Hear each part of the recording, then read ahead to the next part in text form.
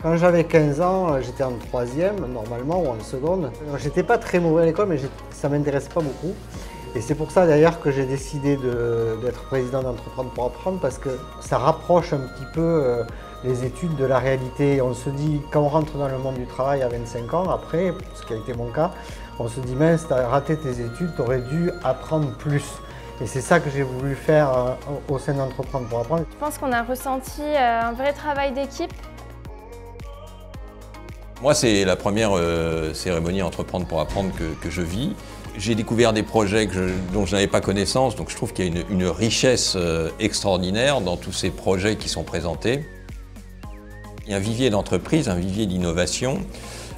Bien sûr, elles ne sont pas toutes réalisables, bien sûr qu'il y a une part d'utopie dans certaines, mais il y en a d'autres qui certainement pourraient aboutir. C'est la génération qui va me bousculer, donc place à eux. On aurait dit qu'ils savaient à l'avance, c'est ce que j'ai essayé d'exprimer, qu'ils allaient gagner. Ça prouve le niveau de professionnalisme de ces jeunes-là. Mais moi, je m'imagine à 15 ans, on m'interrogeait tout d'un coup, là, on me disait « t'as gagné un prix » et moi, je devais dire un truc, mais j'aurais rien dit. Et là, tu vois ces jeunes, ils sont tous présents, ils ne savent pas qu'ils ont gagné, ils sont là et hop, ils disent quelque chose. Et moi, c'est ça qui m'a le plus marqué dans cette cérémonie. Ce n'est pas les profs qu'on a entendus, c'est les élèves. Donc bravo à eux.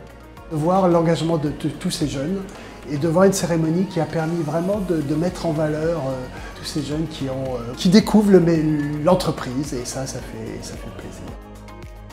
Je trouve très chouette d'avoir réussi à nous faire oublier qu'on était en visio. On a réussi à garder un maximum de mini, même au fur et à mesure que les prix étaient distribués. Donc c'est bien de pouvoir les mettre en avant. Comme chaque année, avec le réseau Alumni, c'est quelque chose de spécial, de magnifique, de magique.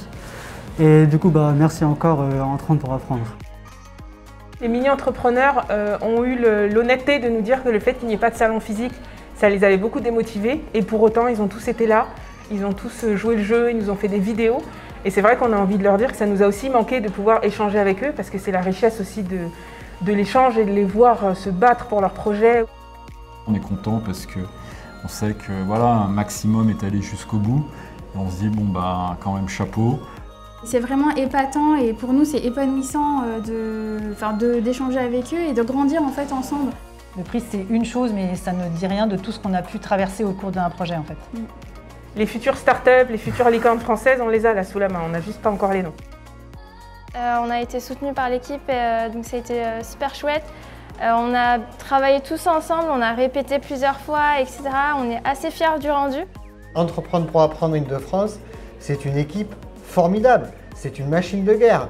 On voit la qualité et le professionnalisme de ces gens, et quand on a été président de cette association, on est hyper fiers d'eux. On est là pour aider les jeunes, et voir ce qu'on arrive à faire avec eux, c'est formidable. Dans 15 ans, ça paraît loin, en même temps ça passe vite. Moi je vois, oui, un beau développement pour l'association. J'espère que l'asso aura évolué, mais positivement, et qu'on aura relevé beaucoup de challenges ensemble, tous ensemble. Et je pense tous ensemble, on peut y arriver.